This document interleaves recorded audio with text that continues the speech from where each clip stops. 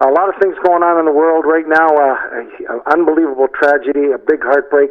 The town of Fort McMurray, small city in northern Alberta, right where the oil sands are, and it's under siege by fire. The fire is out of control. There is no end in sight. They're saying the only situation that could stop this is Mother Nature. It needs to rain. The weather right now is absolutely perfect for a raging fire. There's a whole bunch of fires going on. The province of British Columbia, which is, has quite a bit of equipment for forest fires and those type of fires, cannot help because they have their own fires moving around at this time of year. It's a fire season. The province of Alberta is trying to implement that if you throw a cigarette out of a car while you're driving, your car will be removed. I personally think that if you throw a fucking cigarette out of a car, especially where there's brush and forest, you should be arrested and charged. The effects is catastrophic.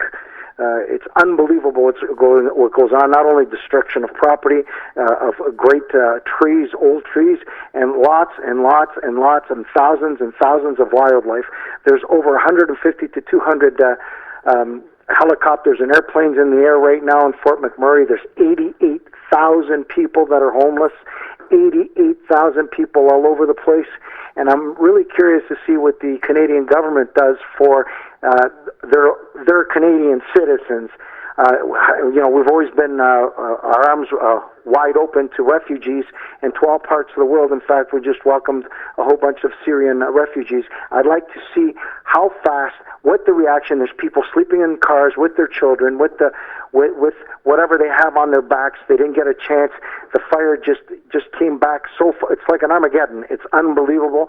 I have Tony House in the house, and the great Billy Waters. It is a very somber situation right now in all of Canada. All of Canada is watching. This is the big news for us. It's tragic news, and it's spreading so fast. It's jumping rivers. It's jumping highways, and there's only really one main highway going into Fort McMurray. So it's some scary shit. Some people went north because they got caught because the fire crossed the highway, and some people are going south. But the good thing is so far there's no reports of loss of life, human life. But the bad thing is, where's the organization? Who is, besides all of the emergency and firefighters that are going crazy, working round the clock, 24 hours a day, who is going there? Why is the Prime Minister not there? Why is the Premier not there of Alberta? Where is this help? And I hate this political bullshit, guys, and I'm sorry I'm rambling on, but I'm very, passionate about shit like this. The federal government of Canada says that they're going to, every dollar that is donated by Canadians, they're going to match it. Fuck that shit. It's our money anyways. It's our tax money, whatever money that is pledged by the federal government to help the great people of Alberta and Fort McMurray. It's our money anyways. Yeah, you know what? It's tough. It's surreal watching it. It's unbelievable. I've never seen it, and it is in the history. It is the worst fire in the history of Alberta. And this is what the whole thing. You hit the nail on the head. It's sort of a first, right?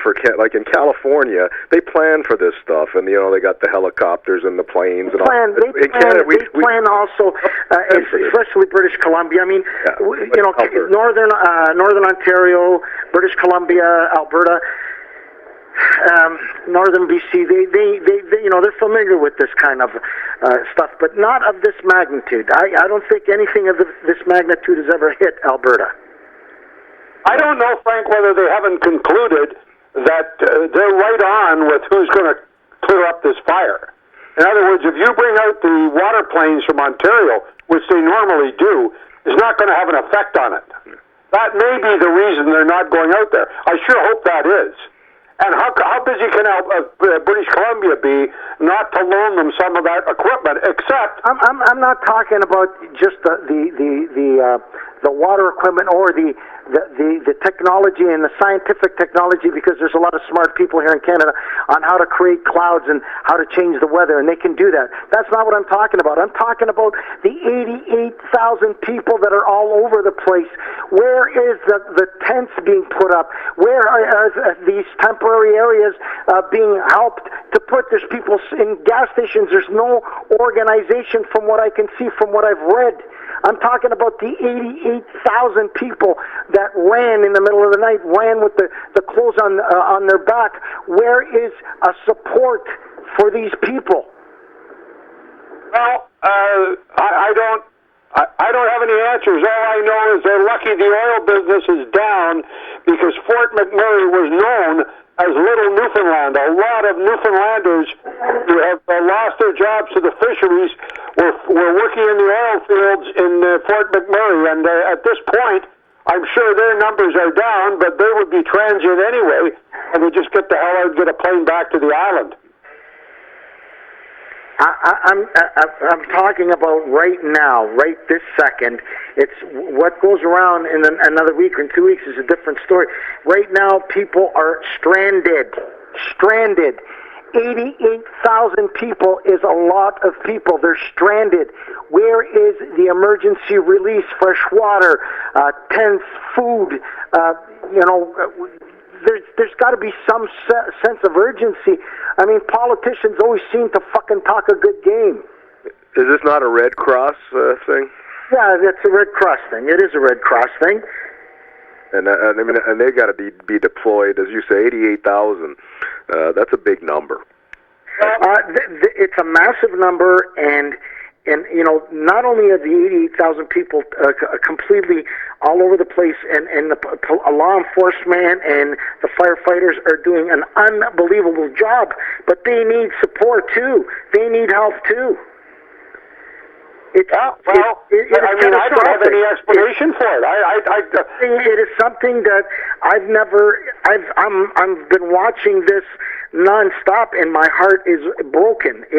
I can't even fucking imagine, the most private and the most sacred place you have in your life, and what most people aspire to and work for is their home, to have their home go up in flames with all their memories and all their things, and run to save their lives, and their cat and their dog and their families running and running.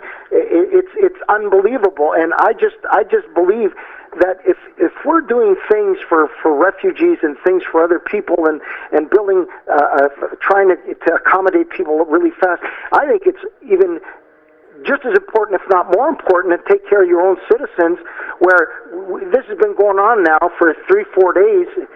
Has it not been going? How long? Guys, tell me you guys send me a chronological order thing. My producers are on the bandwagon here. I'm just saying to you, Sunday, this has been going on 7 p.m., a warning goes out to residents to prepare and evacuate short notice due to a wildfire southwest of Fort McMurray. At 10:30 p.m., a local state of emergency is declared in the regional municipality of Wood Buffalo, and Alberta emergency alert is sent advising of a mandatory evacuation order for Centennial Park south of Airport Road and Grigore. At 3:30 a.m., the wildfires prompt evacuation orders for residents of Prairie Creek and Centennial Trailer Park.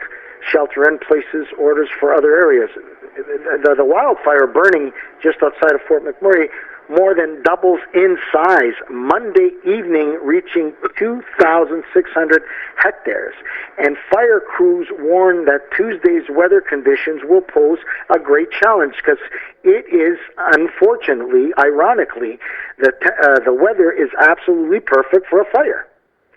At 11 a.m. on this is Tuesday, May the 3rd, officials hold a briefing on the wildfire and warn that the situation is set to get worse before it gets better.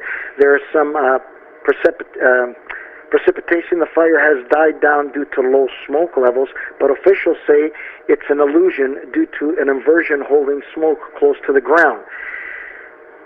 The Inversion lifts and smoke and flames again flood the sky. There's dry lightning going on, which is another catalyst to make things worse. The fire quickly approaches and then jumps Highway 63, cutting off a vital link out of the city for evacuees.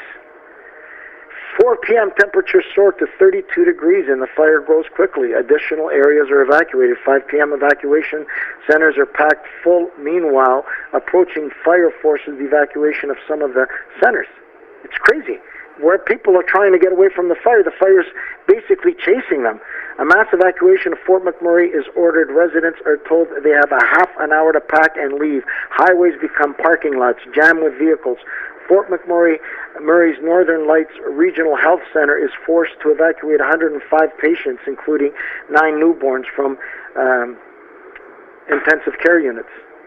Wednesday, May the 4th at 10:30 a.m., also Wednesday, 1,600 structures are said to be completely leveled and destroyed. Roughly 10,000 people are holed up in oil camps, and further 70,000 or so have taken refugee in surrounding communities and cities.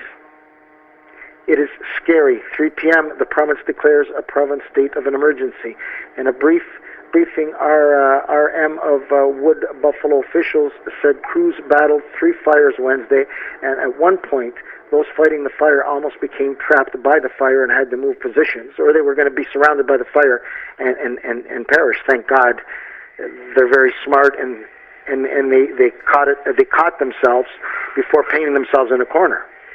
I mean, I can go on and on. I'm just depressed giving you the chronological order of the events that are going on. But gas stations are exploding. It's just unbelievable.